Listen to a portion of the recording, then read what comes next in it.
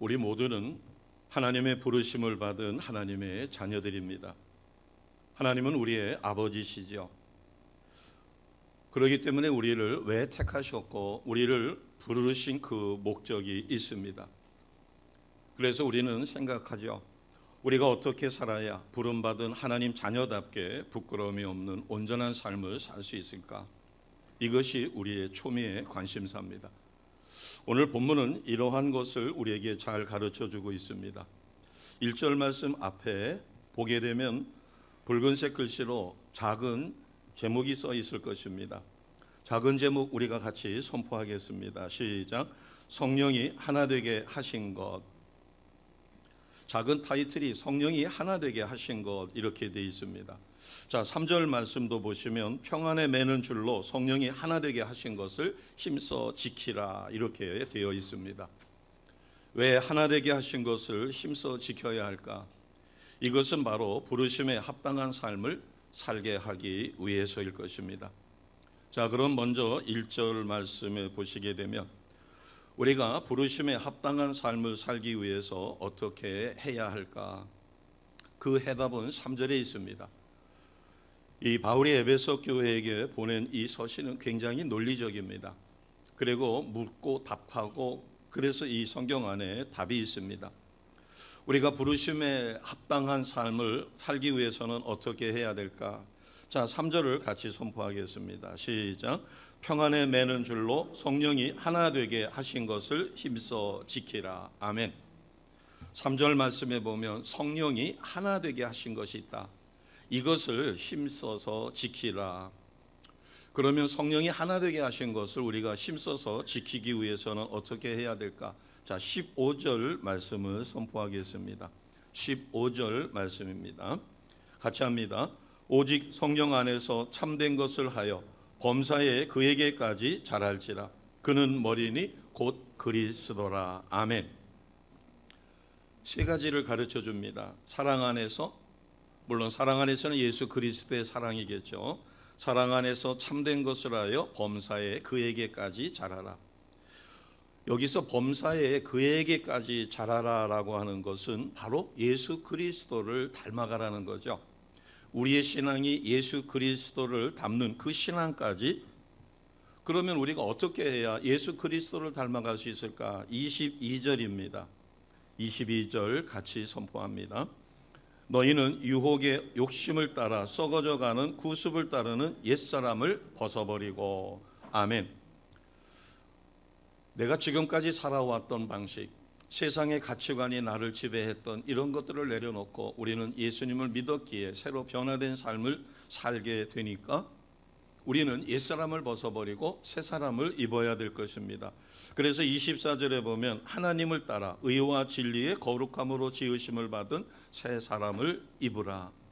바꿔 이야기해서 옛사람을 내려놓고 새사람을 입는 것이 바로 우리를 택하신 하나님의 뜻을 실천하는 것이 된다는 것입니다. 이것은 바꿔 이야기하면 예수님을 온전히 닮아가는 삶이죠. 그래서 우리는 농담처럼 그렇게 이야기합니다. 우리 신앙생활의 목적은 하나님께 영광 돌리는 것인데 하나님께 영광 돌리기 위해서는 우리는 누구를 닮아가야 돼요? 예수님을 온전히 닮아가야 된다. 그래서 우리는 예수님의 붕어빵이다. 이렇게 우리가 각인시켰습니다. 바꿔 이야기하면 내 생각, 나의 가치관, 그리고 지금까지 내 중심으로 내가 결정하고 판단하고 행동했던 것을 이제는 내가 아니라 나의 영 속에 성령께서 깨우쳐 주시는 대로 성령을 따라 행하는 것이죠. 바꿔 이야기하면 새 사람을 입는 것입니다. 새 사람을 입기 위해서는 우리 내적에 갈등이 있어요. 자, 한 예를 들어드리면 개와 고양이는 아주 어려서 둘 다 젖되기 전에 키우면은 구순구순하게 잘 지납니다. 그러나 이미 성체가 된 개와 고양이는 만나면 서로 으르렁거리고 다퉈요. 왜냐하면 감정 표현 방법이 다르기 때문이라는 것입니다. 개는 기분이 좋거나 친근감을 느끼면 꼬리가 올라갑니다. 그리고 꼬리를 살살살살 흔들어요. 그런데 그 모습은 고양이 입장에서 보면 고양이는 화가 나면 꼬리가 올라갑니다. 그리고 무엇인가를 공격하려면 꼬리를 바짝 세우고 꼬리가 긴장해서 달달달달 떨다가 공격을 해요. 그러니까 개가 반갑다고 고양이를 보고 꼬리를 치켜들고 흔들면 고양이는 개가 자기를 공격하는 것으로 오해할 수 있습니다. 그 다음에 개는 두렵거나 기분이 언짢거나 이렇게 되면 꼬리가 내려갑니다. 그리고 풀이 푹 죽죠. 그런데 거꾸로 고양이는 기분이 좋으면 꼬리가 내려가서 꼬리가 밑에서 흔들 해요. 그러니까 고양이와 개는 서로 감정 표현이 다르기 때문에 똑같은 감정을 표현하는데도 반대로 받아들이니 서로 으르렁거릴 수밖에 없다는 겁니다. 우리가 옛사람을 벗어버리고 새사람을 입는다라고 하는 것은 옛사람은 원죄뿐만 아니라 자범죄까지 죄에 사로잡혀 마귀의 자녀로 살고 있는 것이에요. 하나님의 자녀가 아닙니다. 그래서 우리가 헌옷을 벗고 새 옷을 입듯이 예수님을 믿는 그 순간 우리는 옛사람을 벗어버리고 새사람을 입습니다. 바꿔 이야기하면 우리 속에는 옛사람과 새사람이 겨루고 있어요. 다투고 있어요. 죄의 문제에 의해서 그렇고 내 마음의 중심이 무엇이 있는가?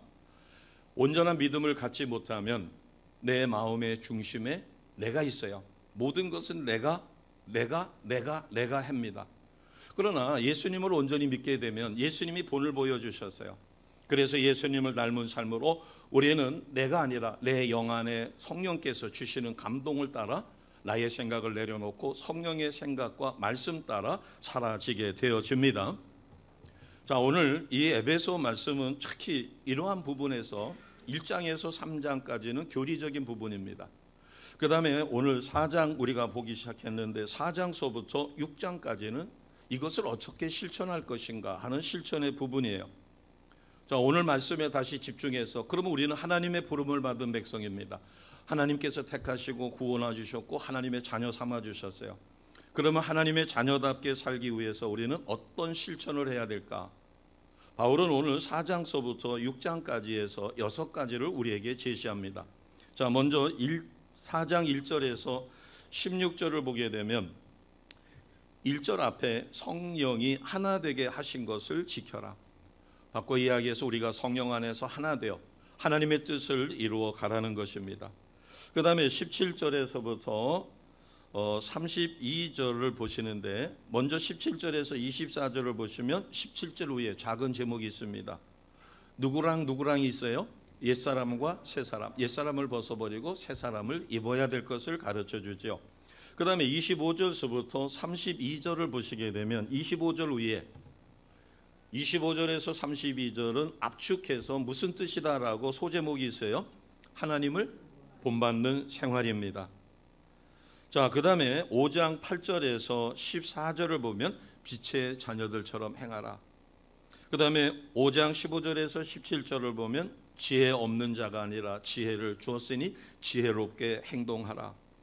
그리고 6장으로 넘어가면 마귀를 말씀으로 대적해서 이기라는 겁니다. 그러기 위해서는 너희가 성령의 전신 갑주를 입으라. 이런 6가지 권면 중에서 제일 첫 번째 해당되는 것이 오늘 4장 1절에서 시작되는 성령이 하나 되게 하신 것을 힘써 지키라는 것이에요. 이 하나 된다라고 하는 것은 굉장히 중요합니다. 왜냐하면 하나님은 한 분이셔요. 우리 모두가 하나님을 믿습니다. 그렇기 때문에 우리 모두는 누구예요? 하나님의 자녀입니다. 성도 간에 으르렁거리고 다툰다는 것은 육신적으로 봐도 부모 앞에서 자손들이 다투는 거예요. 심지어 주먹 다짐까지 할 때 부모가 봤었을 때 참 기가 막힐 것입니다. 하나님은 한 분이시고 우리의 아버지셔요. 우리는 그분의 자녀입니다. 그렇기 때문에 성령이 하나로 만들어졌기 때문에 주 안에서는 하나가 되어져야 하는 것이에요. 그리고 성령께서 원하시는 삶을 우리가 살아가는 것입니다. 자, 예수님도 이 중요한 것을 이렇게 말씀하셨어요. 요한복음 17장 22절 말씀입니다. 요한복음 17장 22절 내게 주신 영광을 내가 그들에게 주었사오니 이는 우리가 하나 된 것 같이 그들도 하나가 되게 하려 함이니이다. 아멘. 두 번째 줄에 보면 우리가 하나 된 것. 우리는 성부 하나님, 성자 하나님, 성령 하나님. 삼위의 하나님이 한 분이셔요.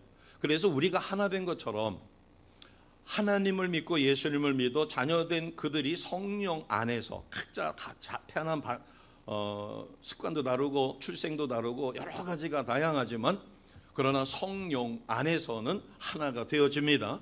또 되어져야 돼요. 그래서 그들도 하나가 되게 하기 위하여 주님은 성령을 보내주셨고 능력과 권세를 보여주셨습니다. 이렇게 우리가 성령 안에서 하나 되는 것은 굉장히 중요해요. 그것은 바로 하나님의 자녀로서 하나님의 뜻을 이루어가야 되기 때문에 그렇습니다. 자, 그러면 이제 좀 더 구체적으로 1절 말씀을 다시 보면 너희가 부르심을 받은 일에 합당하게 행하라. 이 말씀을 우리가 구체적으로 실현하기 위해서는 어떻게 해야 될까? 그것은 2절 말씀에 있습니다. 자, 2절 말씀에서 네 가지를 찾아봅니다. 2절 말씀에서 네 가지. 첫 번째는 뭐가 될까요? 모든 겸손. 두 번째는요, 온유로 하고. 세 번째는요, 오래 참음으로. 네 번째는요, 사랑 가운데서 서로 용납하라. 제가 이렇게 매지매지 일러드리는 것은 말씀이 끝난 다음에도 2절 말씀을 보면 네 가지가 떠올라야 될 것입니다.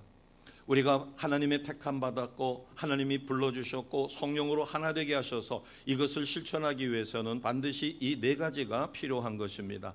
첫째는 모든 겸손, 두 번째는 온유로 하고, 세 번째는 오래 참음으로, 네 번째는 사랑 가운데서 서로 용납하는 것입니다. 자, 그러면 첫 번째 말씀을 보기 전에 이 네 가지는 굉장히 관련이 깊어요. 겸손한 사람이 다른 사람을 따뜻하고 온유한 자세로 대할 수 있습니다. 또 온유한 사람은 다른 사람에게 상처를 주지 않아요. 오히려 자기에게 상처를 주었어도 그를 따뜻한 마음으로 품어주기 때문에 그가 회개하고 돌아서게 만들어줍니다. 또 온유한 사람은 오래 참을 수 있어요. 오래 참고 다른 사람이 잘못했다 할지라도 그것을 품어주며 오히려 그를 사랑하고 용납할 수 있습니다. 그렇기 때문에 2절에 나오는 이 네 가지는 따로따로가 아니라 같이 어우러져서, 자, 그러면 먼저 성령께서 하나 되게 하신 것을 심써 지키기 위해서 필요한 네 가지 중에, 물론 성경에는 이 네 가지 말고도 다양하게 여러 가지로 이야기했지만 그 많은 것을 우리가 다 다룰 수 없으니까 오늘 2절 말씀을 통하여 하나님이 택하시고 우리를 하나님 자녀답게 살게 하시기 위한 부름받은 자로서 후회 없는 삶을 살기 위해서는 우리가 첫 번째 모든 겸손으로 해야 될 것입니다. 자, 이 겸손이라고 하는 것을 사전을 찾아보면 공경할 겸 따를 손 이렇게 되어 있습니다. 무엇인가를 공경하고 그 뜻을 따른다는 뜻이죠. 바꿔 이야기하면 자기 자신 마음을 낮추는 것입니다. 왜냐하면 나보다 남을 높여주는 것이에요. 내가 저 사람보다 낮아서가 아니라 낮은 자세로 섬길 때, 그래서 식당에서 주문을 받을 때 식당에 주문 받는 사람이, 손님들은 의자에 앉아 있습니다. 이 사람은 서 있어요. 그러면 이만큼이 더 올라갑니다. 그럴 경우에 위에서 내려다보면서 주문을 받는 것 같으니까 훈련이 잘 돼 있는 데서는 친근감을 주기 위해서 주문 받는 사람이 어떻게 해요? 뻣뻣하게 서서가 아니라 약간 낮은 자세로, 그래서 손님들과 눈높이를 갖춰 가지고 거기서 필요한 대로. 그 다음에 양식 같은 경우는 뭐 복잡하죠. 고기를 완전히 익힐까요? 아니면은 뭐 어느 정도로 익힐까요? 해서 그거를 주문서를 가지고 와서 거기다가 꼼꼼하게 체크를 해서 주방에 넘겨줍니다. 신분이 낮기 때문이 아니라 겸손한 마음으로, 섬기는 마음으로. 그래서 이 겸손이라고 하는 것은 우리가 생각할 때 못해요 이렇게 빼는 것을 겸손이라는 일반적인 관념을 갖고 있는데, 우리가 성경적으로 또 사전을 찾아봐도 이 겸손이라고 하는 것은 자신을 낮추고 상대방을 인정하거나 높이는 욕심이 없는 상태, 이렇게 사전에도 기록이 되어 있습니다. 그러면 신앙적으로는 이 겸손이 먼저 내가 하나님의 은혜를 입기 전에는 나는 죄인이었어요, 의인이었어요? 하나님의 은혜를 입기 전에, 내가 예수님을 믿기 전에 나는 죄인이에요, 의인이에요? 나는 죄인이었어요. 예수님을 믿기 전이니까. 불신자로서 나는 죄인이요, 죽으면 어디 갈 수밖에 없었어요? 지옥 갈 수밖에 없었어요. 그런데 하나님이 믿어지는 믿음을 주셔가지고 내가 예수님을 믿는 그 순간 우리는 죄인이에요, 의인이에요? 우리는 의인이 되었습니다.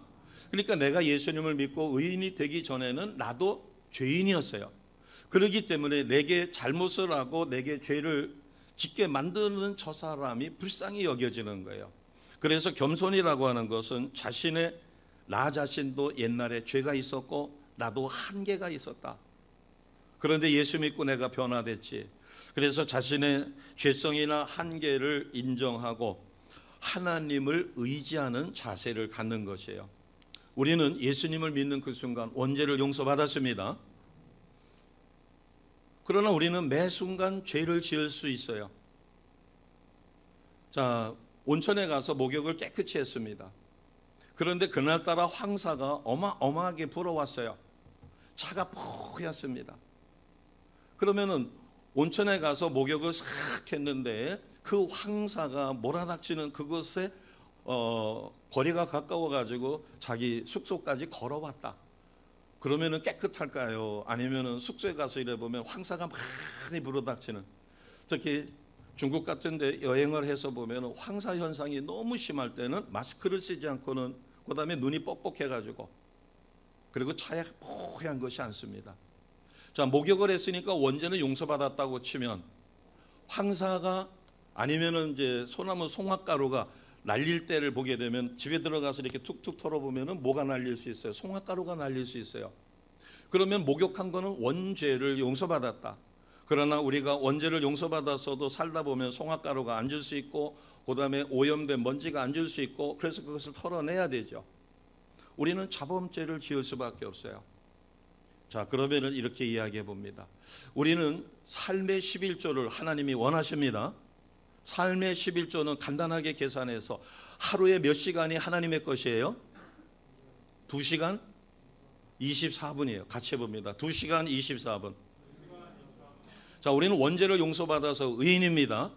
그런데 지난 일주일 동안 매일 2시간 24분을 내가 어떻게 썼는가? 나는 2시간 24분을 하나님의 것이라고 해서 말씀을 읽든지 전도를 하든지 아니면 누구를 섬겨주든지 누구에게 전화를 하든지 2시간 24분 매일 하나님 앞에 거룩하게 드리지 못했다면 시간의 11조를 드린 거예요? 못 드린 거예요? 못 드렸어요. 그러면 자범죄를 졌어요? 안 졌어요? 우린 자범죄를 졌죠. 왜냐하면 2시간 24분은 내 거예요? 하나님의 거예요? 엄격하게 하나님의 거예요. 하나님의 것인데 말씀 묵상이라든가 성경을 읽는다든가 하나님 기뻐하시는 복음을 전한다든가 아니면은 누구를 찾아가서 권면을 해준다든가 섬긴다든가, 하여튼 예수님의 이름으로 하나님의 사랑으로 2시간 24분을 하나님 앞에 온전히 드리지 못했다면 우리는 원죄를 진 게 아니라 자범죄를 졌습니다. 아멘. 이것을 인정하는 게 겸손이에요. 바꿔 이야기하면 나의 마음을 비워서 성령에 사로잡히니까 제가 이렇게 이야기할 때 딱 와닿고, 아, 그렇구나. 내가 지난 일주일 동안 원죄를 용서받은 하나님의 거룩한 의인이었는데 부름받은 자녀답게는 살지 못했구나. 그런데 우리는 이 자범죄를 아까 뭐 했어요? 성화의 시간을 통해서 하나님 앞에 고백할 때 하나님은 내가 미처 회개하지 못한 것까지도 예배 중에 다 용서해 주셨습니다. 겸손이라고 하는 것은 내 자신이 원죄를 용서받아 의인이요 모든 자범죄를 용서받아서도 순간순간 자범죄를 지을 수 있는 존재일 수밖에 없어요. 이것을 인정하는 겁니다. 그래서 하나님 앞에 나 자신이 의지하는 것이에요. 그래서 성경에 보면 돌아온 탕자가 있습니다. 아버지의 재산을 받으면 자기는 당당하게 멋지게 인생을 살 것 같았어요. 그러나 막상 살아보니까 그게 됐어요, 안 됐어요? 돈이 있는 동안은 가능했지만 돈 떨어지고 먹을 게 없을 때는 나중에 돼지조차도 잘 안 먹는 쥐엄나무 열매조차도 없어가지고 굶어 죽게 생겼어요. 그래서 탕자는 다시 아버지 앞에 돌아가 잘못됐다고 용서를 빌고 아버지 앞으로 돌아가 아버지의 자녀가 됩니다. 이게 겸손이에요. 에이, 그걸 골아 죽어도 내가 자존심 있는데 어떻게 돌아가? 이것은 겸손이 아닌 것입니다. 바리새인들은 사람들이 많이 보는 성전 입구라든가 또는 뭐 성문 입구라든가 이런 데 서가지고 두 손을 하늘로다가 향해서 들고 큰 소리로 하나님, 제가 일주일에 2번 금식했습니다. 하나님 뜻대로 사라지게 하셔서 감사합니다. 죄 짓지 않게 해서 감사합니다 해서 자기를 드러내는 기도를 드리기를 좋아했어요. 그런데 세리는 자기가 봐도 그렇고 남이 봐도 그렇고 죄인이에요. 그래서 하나님 앞에 죄송한 마음을 갖고 그래서 소리도 내지 못하고 하나님 앞에 회개하는 기도를 할 때 예수님은 바리새인 기도가 아름답다고 그랬어요? 세리의 기도가 아름답다고 그랬어요? 세리의 기도가 하나님이 연락하시는 기도죠. 겸손이라고 하는 것은 하나님의 말씀을 분별해서, 그래서 이단이 아니라 정통교회요, 내가 수십 년 동안 믿음 생활하던 교회이기 때문에 선포되는 말씀은 항상 옳은 말씀이요, 하나님 말씀이다라고 판단하고 모든 말씀은 아멘, 아멘으로 받아 먹습니다. 겸손하다라고 하는 것은 하나님의 말씀을, 갓난아기가 엄마 젖꼭지를 이렇게 물고 여기에 독이 있나 없나 해가지고 혀끝으로다가 맛을 보고 간을 본 다음에 먹지 않죠. 물려주면 쭉쭉쭉쭉쭉 빨아먹어요. 그것처럼 하나님의 말씀이 떨어지면 하나님의 말씀으로 아멘으로 받습니다. 이게 겸손한 마음이에요. 그래서 하나님의 뜻대로 하나님이 성령으로 하나 된 것을 지키기 위해서는 우리는 모든 겸손으로 행해야 합니다. 이것이 첫 번째 말씀이에요. 모든 겸손. 나를 낮추고 다른 사람을 높여줄 뿐만 아니라, 그래서 성경 전체를 통해서 하나님의 백성에게 가장 요구되는 덕목이 바로 겸손입니다. 성경 전체를 통해서 가장 요구되는 것. 만약에 이 겸손한 마음을 갖지 않는다면 우리는 하나님의 말씀을 먹을 수도 없어요. 받아들이지도 못합니다. 분별하게 되죠. 그래서 이단을 갔다 온 사람이 치명적인 게 뭔가 하면 말씀을 걸러먹게 돼요. 왜냐하면 한 번 당해봤기 때문에 자기도 모르게 무의식적으로다가 말씀을 걸러먹으려고 그래요. 의식적으로는 안 그렇습니다. 어려서 무엇인가 된통 당한 경험이 있었을 때는 비슷한 상황이 오면 자기도 모르게 소리 나간다든가 방어 기제를 하게 돼요. 그래서 우리가 함부로 말씀을 이단이라든가 이런 데 가서 잘못 먹어 놓으면은 자기도 모르는 사이에 이제 말씀을 골라 먹으려고 해요. 점검해 보게 돼요. 의심하게 돼요. 그러나 겸손은 하나님의 말씀을 순수한 말씀으로 아멘 아멘하며 받아 먹으니 나의 신앙은 쑥쑥쑥쑥 자랄 수밖에 없습니다. 아멘. 자, 두 번째는 온유입니다. 온유는 성격이나 태도가 온화하고 부드러운 것을 의미해요. 따뜻한 마음을 갖고 있는 겁니다. 그래서 따뜻한 마음, 온유한 성품을 가진 자가 승리를 합니다. 자, 비근한 예로 아기들 동화에 나오는 이야기죠. 햇님이 있고 바람님이 있어요. 햇님하고 바람님하고 서로 겨뤘어요. 저기 저 신사가 모자도 쓰고 그 다음에 코트를 입고 가는데 누가 저 옷을 벗기느냐 해가지고, 그래서 바람이 자신 있게 얘기했어요. 자기는 힘이 세기 때문에 센 바람을 보내면 모자도 날아가고 코트도 날아갈 거라고 해서 바람이 먼저 시작했어요. 센 바람을 보내면 보낼수록 신사는 모자가 날아갈까 봐 손으로 움켜잡고 그 다음에 코트가 벗겨질까 봐 오히려 웅크려요. 못 벗겼어요. 그래서 손을 떼었습니다. 그러자 햇님이 따뜻한 햇살을 내려 쪼여줬어요. 시간이 지나면서 더우니까 모자도 벗고 그 다음에 스스로 코트를 벗습니다. 바람처럼 강한 것이 옷을 벗긴 것이 아니라 따뜻한 햇살이 자연스럽게 몸이 뜨거워지니까 벗게 된 것이죠. 예수님은 산상수훈에서 마태복음 5장 5절에 보면 온유한 자는 복이 있나니 저희가 땅을 기업으로 받을 것이다 이렇게 이야기합니다. 한 가지 더 비근한 예를 들어드리면 사기 그릇에 말랑말랑한 찰떡이 담겨져 있어요. 찰떡은 사기 그릇에 딱 달라붙었죠. 그런데 잘못해가지고 이 사기 그릇을 딱 놓쳤어요. 그러니까 사기 그릇이 금이 착착착착 갔어요. 그냥 사기 그릇을 노릇뜨렸으면 박살이 났을 텐데 사기 그릇이 금만 가고서는 박살은 안 났어요. 왜 그랬을까요? 그 안에 찰떡이 담겨져 있기 때문에 금만 가고 모양은 그냥 있었어요. 찰떡 때문에 떨어지지 않은 거죠. 박살이 나지 않은 것입니다. 단단한 것은 바위 위에다가 내리치면 깨지지만 찰떡은 바위 위에 던져도 바위에 달라붙을 뿐 깨지지 않습니다. 우리가 예수님을 믿는다는 것은 내 성격이 모나요. 지금 여기에 있는 이것처럼 이렇게 모가 날 수 있습니다. 근데 이거 굴려보면 안 굴러가요. 모가 났기 때문에. 즉 예수님을 믿기 전에는 내 성격이 모가 나가지고 누구랑 부딪히면은 다투게 되고 상처를 주게 돼요. 그런데 하나님께서 우리를 연단하시는 것이에요.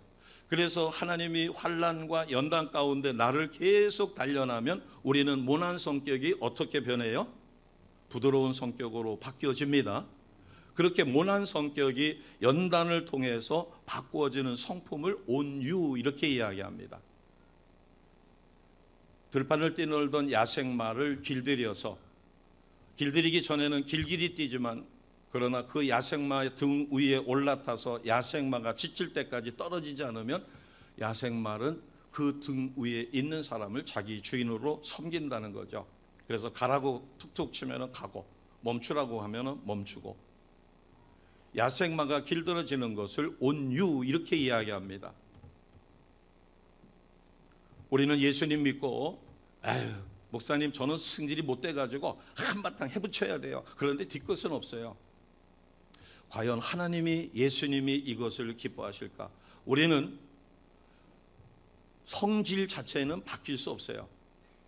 성질은 하나님이 주신 고유의 특성이에요. 그러나 성품은 바뀔 수 있습니다. 인격은 바뀔 수 있습니다. 모난 성격이, 모난 인격이 바뀔 수는 있어요. 본질은 안 바뀌어도 연단 가운데, 그래서 젊은 날에는 혈기를 가지고 실수도 많이 저지르지만 나이가 들어지면서 원숙하고 또 하나님의 연단 가운데서 깎이고 다듬어지게 되면 온유한 성품을 갖게 됩니다. 온유한 성품을 소유하시기를 주님의 이름으로 축복합니다. 아멘. 그래서 예수님은 그렇게 말씀하셨어요. 제자들에게 나는 마음이 온유하고 겸손하다. 그렇기 때문에 나의 멍에를 메고 내게 배우라. 그리하면 너가 쉼을 얻으리라. 아멘입니다. 주변 사람들한테 고슴도치 같아가지고 어디든지 가면은 사람들이 찔려가지고 아파하고 그래서 그 사람 주위에는 사람이 없었어요. 그러나 예수 믿고 성령께서 자기를 변화시키고 연단 가운데서 계속 다듬으시니까 어느새 온유한 자가 되어 고슴도치 같은 가시가 사라지고 주변에는 이 사람 저 사람이 와서 깃들게 되고 와서 대화를 나누게 되고 그 사람하고 대화를 나누면 전과 같이 고슴도치 가시가 없어졌으니까 따뜻하고 또 성령의 강력한 역사가 있으니까 대화를 나누다 보면 자기 마음의 평강을 누리게 됩니다. 이것을 우리는 온유하고라고 이야기할 수 있어요. 자, 세 번째는 오래 참음입니다. 하나님도 우리를 이 세상이 너무나 악하고 세상 사람들도 우리도 이야기할 때 말세인 거는 틀림이 없는 것 같아요. 그런데 재림 주님이 금방 오시지 않는 것은 하나님은 단 한 명의 영혼이라도 더 구원하기를 진실로 원하십니다. 자, 이 말씀이 베드로 후서 3장 9절 말씀이에요. 같이 하겠습니다. 베드로 후서 3장 9절입니다. 시작. 주의 약속은 어떤 이들이 더디다고 생각하는 것과 같이 더딘 것이 아니라 오직 주께서는 너희를 대하여 오래 참으사 아무도 멸망하지 아니하고 다 회개하기에 이르기를 원하시느니라. 아멘. 왜 오래 참으시는가? 더디다는 것이 아니죠. 오래 참으시는 것은 아무도 멸망하지 않기를 바라기 때문에, 회개하고 돌아서기를 바라기 때문에, 내 가족 중에 사랑하는 내 가족이 아직도 구원받지 못했기 때문에 그가 구원받을 수 있는 기회를 주기 위하여 재림 주님은 우리가 더디다고 생각하는 것처럼 지금 오시지 않고 있다는 것입니다. 오래 참기 위해서는 제일 먼저 내 자신의 혈기를 죽여야 돼요. 태어날 때 온순한 성격을 갖고 태어난 사람이 있습니다. 또 강한 성격을 갖고 태어난 사람이 있어요. 그러나 상관없습니다. 성령의 불 속에 들어가면 변화가 일어납니다. 자, 로마서 8장 24절에서 25절입니다. 우리가 왜 오래 참아야 되는가? 자, 같이 하겠습니다. 시작. 우리가 소망으로 구원을 얻었음에 보이는 소망이 소망이 아니니 보는 것을 누가 바라리요? 만일 우리가 보지 못하는 것을 바라면 참음으로 기다릴지니라. 아멘. 자, 우리가 믿음으로 기도했습니다. 기도의 열매가 맺혀지기 위해서는 뭐 해야 될까요? 참고 인내해야 되죠. 기다려야 되죠. 그래서 오래 참음은 매우 중요한 것입니다. 자, 이제 마지막 네 번째가 뭘까요? 2절을 다시 한번 봅니다. 첫째, 모든 겸손. 둘째, 온유로 하고. 세 번째, 오래 참음으로. 네 번째는 사랑 가운데서 서로 용납하고. 아멘. 제가 이렇게 유도를 할 때는 우리 내 입으로다가 고백을 하셔야 합니다. 그래서 고백하는 그것대로 하나님이 이루어 주셔요. 왜냐하면 아까 뭐를 배웠어요? 우리가 겸손을 배웠습니다. 겸손은 내가 하고 싶으면 하고 안 하고 싶으면 안 하는 게 아니라 하나님의 말씀이기 때문에 말씀이 떨어지면 우리는 무조건 뭐라고 받아요? 아멘으로 받습니다. 하나님의 말씀이니까. 마찬가지로 지금 제가 네 가지를 유도를 했어요. 그래서 머릿속에 각인시켜주기 위해서 첫째는 모든 겸손, 둘째는 온유로 하고, 세 번째는 오래 참고, 마지막 네 번째가 사랑 가운데서 서로 용납하는 것입니다. 이 용납이라고 하는 그 원어를 보게 되면 담요로 덮는다 이런 뜻이 있어요. 사전에 보니까 너그러운 마음으로 남의 말이나 행동을 받아들이는 것을 용납 이렇게 이야기합니다. 다른 사람의 허물을 덮어주는 거죠. 나와 생각이 다를 수 있어요. 생각은 똑같을 수 없어요. 그러나 어떤 것이 결정되면 일사불란하게 움직일 수는 있습니다. 우리는 예수님의 사랑을 나의 마음에 담아야 돼요. 우리는 내 사랑 가지고는 부족하기 때문에. 자, 요한일서 3장 16절 말씀을 우리가 같이 보겠습니다. 요한일서 3장 16절입니다. 같이 합니다. 그가 우리를 위하여 목숨을 버리셨으니 우리가 이로써 사랑을 알고 우리도 형제들을 위하여 목숨을 버리는 것이 마땅하니라. 아멘. 우리가 왜 이웃을 사랑해야 돼요? 왜 형제를 사랑해야 돼요? 저가 나에게 해코지를 하고 나를 억울한 누명을 씌워가지고 내가 어떻게 고생을 많이 했는데 왜 용서해야 돼요? 그것은 요한일서 3장 16절이에요. 하나님은 나를 용서하기 위하여 누구를 이 세상에 보내셨어요? 예수님을 이 세상에 보내셨습니다. 예수님은 누구를 위하여 십자가에 죽으셨어요? 바로 내 원죄뿐만 아니라 자범죄를 용서하여 새 길로 하나님의 자녀되게 하시기 위하여. 그래서 예수님은 우리를 위하여 목숨을 버리셨어요. 그렇기 때문에 우리는 하나님의 사랑, 예수님의 사랑이 무엇인지 알게 되었습니다. 그럼 우리는 누구를 닮아가는 삶을 사는 거예요? 예수님을 닮아가는 삶을 사는 거예요. 바꿔 이야기하면 이미 우리가 알고 있듯이 우리는 하나님께 영광 돌리는 삶을 삽니다. 그럼 하나님께 영광 돌리기 위해서는 누구를 닮아가야 돼요? 예수님을 닮아가야 돼요. 예수님을 닮는다는 것은 예수님은 나를 위하여 십자가에 죽으셨어요. 그렇기 때문에 그 예수님처럼 닮아간다는 얘기는 나도 나에게 해코지한 사람까지도 용서할 수 있는 주님의 사랑으로 완전 무장하고 성령의 전신갑주를 입고 그런 다음에 이웃을 나를 해코지한 사람까지도 우리는 용서하고 사랑할 수 있는 경지에 이르러야 합니다. 그것이 형제를 위해 목숨을 버리는 것이 마땅하다. 왜? 예수님이 그렇게 하셨기 때문에. 자, 같은 에베소서 말씀입니다. 에베소서 4장 31절 32절. 자, 에베소서 4장 31절 32절을 보기 전에 25절 앞에를 보세요. 25절 앞에를 보니까 뭐라고 써 있어요? 하나님을 본받는 생활. 자, 하나님을 본받는 생활에 이런 것들이 쭉 써 있는데 31절 32절 오늘 말씀과 맥이 통하기 때문에 우리가 두 절 말씀 같이 선포합니다. 시작. 너희는 모든 악독과 노함과 분냄과 떠드는 것과 비방하는 것을 모든 악의와 함께 버리고 서로 친절하게 하며 불쌍히 여기며 서로 용서하기를 하나님이 그리스도 안에서 너희를 용서하심과 같이 하라. 아멘. 하나님은 무조건 용서하라고 안 그랬어요. 자, 거기에 32절에 보니까 아주 중요한 팁이 있는데 하나님이 나를 용서할 때 무조건 용서하셔요? 아니면 조건이 있어요? 조건이 있어요. 하나님이 나를 무조건 용서 안 하셔요. 그러면 안 믿는 사람 나중에 죽으면 다 어디 가야 돼요? 천국 가야 되죠.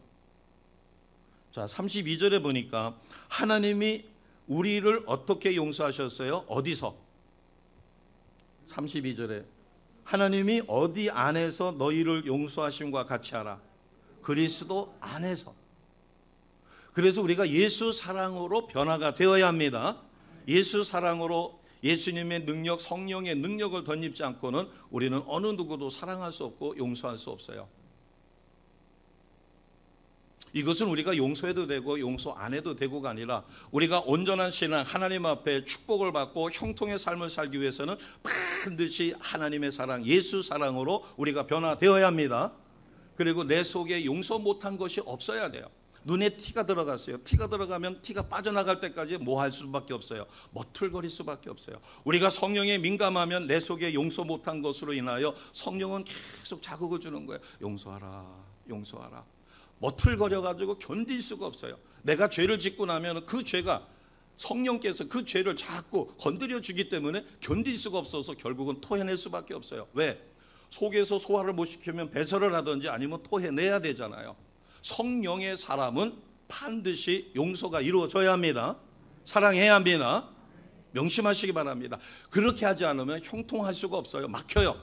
하나님이 택하지 않고 버렸다면 뭐 용서하지 않아도 사랑하지 않아도 세상과 짝지어서 잘 살아요.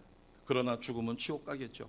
그러나 하나님이 택한 백성은 그가 변화돼서 하나님의 사랑 안에서 녹아져 용서하고 사랑할 때까지 계속 푸시할 수밖에 없어요. 성령으로.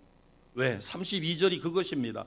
서로 친절하게 하고 불쌍히 여기고 서로 용서하기를 하나님이 그리스도 안에서 너희를 용서하심과 같이 하라. 아멘. 우리는 용서를 받을 때 어떻게 용서받았어요? 예수님을 나의 구원자 주님으로 믿는 그 순간 용서받고 우리는 죄인이 아니라 의인이 되었습니다. 하나님의 사랑은 조건 없는 무조건 사랑이라고 하지만 그것은 우리가 하나님의 사랑을 생각할 때지만 반드시 우리가 예수를 믿어야 합니다. 예수를 믿지 않으면 하나님의 사랑은 나와 아무 상관이 없어요. 그래서 너희가 하나님이 그리스도 안에서 너희를 용서하신 것처럼 너희가 예수 사랑으로 너희의 마음에 그 사랑이 가득 차면 자연스럽게 용서하게 되어집니다. 저는 이 말씀보다도 더 무서운 말씀이 이 말씀이에요. 마태복음 6장 14절에서 15절 말씀입니다. 어디다가 기록해 놓으시고 암송하시기 바랍니다. 마태복음 16장 14절 15절이에요. 아주 무서운 말씀입니다.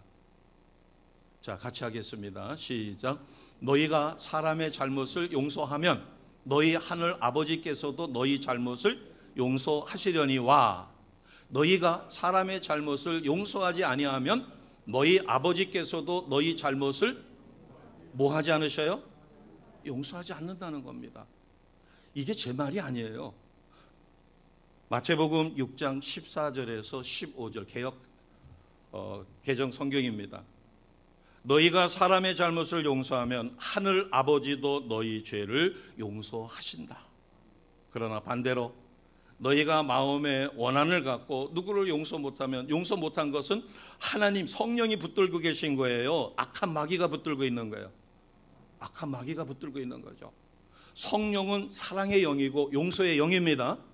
그러니까 내 마음을 성령께서 사로잡으면 나는 자연스럽게 용서 못할 게 없어요. 내 부모 때려 죽인 원수까지도 용서하는 거예요. 손양원 목사님처럼, 주기철 목사님처럼. 그러나 성령에 사로잡히지 않으면 어떻게 용서를 해요? 어떻게 해요? 맞죠?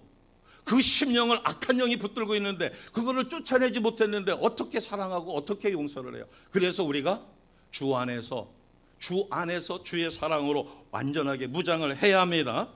바꿔 이야기하면 성령의 전신갑주를 입어야 되는 것이에요. 자, 그래서 6장을 보겠습니다. 6장 에베소서 6장 10절 11절을 보겠습니다. 끝으로 너희가 주 안에서와 그 힘의 능력으로 강건하여 지고 마귀의 관계를 능히 대적하기 위하여 하나님의 전신갑주를 입으라. 아멘.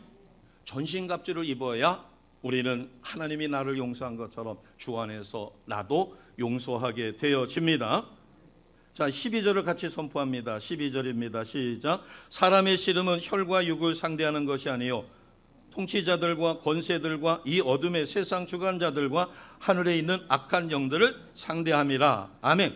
그렇기 때문에 어떻게 하라는 거예요? 13절입니다. 같이 합니다. 시작. 그러므로 하나님의 전신갑주를 취하라. 이는 악한 날에 너희가 능히 대적하고 모든 일을 행한 후에 서기 위함이라. 아멘. 그러면서 그 뒤에 성령의 전신갑주, 하나님의 전신갑주가 무엇인지를 가르쳐 주셨어요. 이제 말씀을 정리합니다. 우리는 하나님의 부름받은 하나님의 자녀입니다. 우리가 서로 사랑해야 될 이유는 하나님의 자녀이기 때문에. 하나님은 나의 아버지셔요.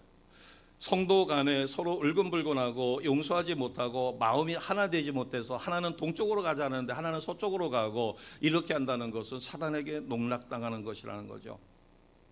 그래서 우리는 오늘 4장 2절에 있는 것처럼 모든 겸손, 온유, 오래 참음, 사랑 가운데 서로를 용납하여 하나님이 나를 부르신 그 부르심의 목적에 합당한 삶을 사는 것입니다. 이 중에서 모든 성경에서 가장 중요하게 여기는 덕목이 무슨 덕목이라고 그랬어요? 같이 해봅니다. 겸손. 겸손은 하나님의 말씀을 아멘으로 순수하게 받아들여 어린아이가 엄마의 젖을 마음껏 쭉쭉 빨아먹듯이 말씀을 흡수하고 말씀을 아멘으로 받아 하나님의 뜻대로 변화되는 삶을 사시는 것입니다. 나도 연약한 자였고 구원받기 전에는 죄인이었었고 지옥 백성이었어요. 그러나 저가 아직도 사탄에게 사로잡고 악한 영에게 사로잡혀 있어서 나에게 상처를 준 것이지, 저의 본질 자체는 하나님이 선하게 만들어 놓으셨는데 아직도 예수를 영접하지 못하여 악한 마귀 사단의 도구로 쓰임을 받고 있습니다. 바꿔 이야기하면 우리는 정치권의 어느 누구도 원망해서는 안 돼요. 왜? 그가 악한 영에게 사로잡혀 있을 뿐 그도 누가 창조해 놓으셨어요? 하나님의 피조물입니다. 그 사람들을 옹호하라는 게 아니라 그 사람을 보지 말고 그 사람 뒤에서 역사하는 악한 영을 보고 그 악한 영을 우리가 강한 영권으로 쫓아줘야 합니다. 북한의 김정은이 불쌍한 존재죠.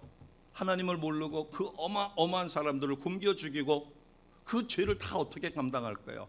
그러나 우리가 그를 위하여 그 뒤에 역사하는 악한 영을 쫓아주면 그가 회개하고 돌아설 수도 있습니다. 그래서 우리는 주의 사랑으로 주 안에서 하나님이 예수님 안에서 우리의 모든 원죄, 자범죄를 용서해 준 것처럼 우리는 하나님의 사랑을 덧입고 예수님의 사랑 안에서 우리는 서로 사랑하고 하나 되게 만들어 주신 모든 것을 이루어 하나님의 영광에 참여하는 우리 모두가 되시는 것입니다. 이것이 바로 오늘 하나님 앞에 부름받은 자녀로서 거룩한 성도가 된 우리가 해야 할 일, 하나님의 부르심을 받은 일에 합당하게 행할 뿐만 아니라 모든 겸손과 온유로 오래 참음으로 사랑 가운데 용납하여 성령께서 하나 되게 하신 것을 우리는 힘써 지키는 것입니다. 그래서 우리는 부름받은 성도여 주님 앞에 이를 때 주님은 우리가 이와 같이 선한 삶을 살려고 최선을 다했기에 착하고 충성된 종이며 잘했다 칭찬해 주실 것입니다. 자, 오늘 제목을 붙들고서는 우리가 선포합니다. 힘써 지키라. 하나님이 성령이 하나 되게 한 것을. 자, 오늘 제목을 선포하고 말씀을 마칩니다. 우리가 같이 선포하겠습니다. 시작. 힘써 지키라. 성령이 하나 되게 한 것을. 아멘. 다시 한번 선포하겠습니다. 시작. 힘써 지키라. 성령이 하나 되게 한 것을. 이대로 사라지시기를 주 예수 이름으로 축복합니다. 아멘. 기도하겠습니다.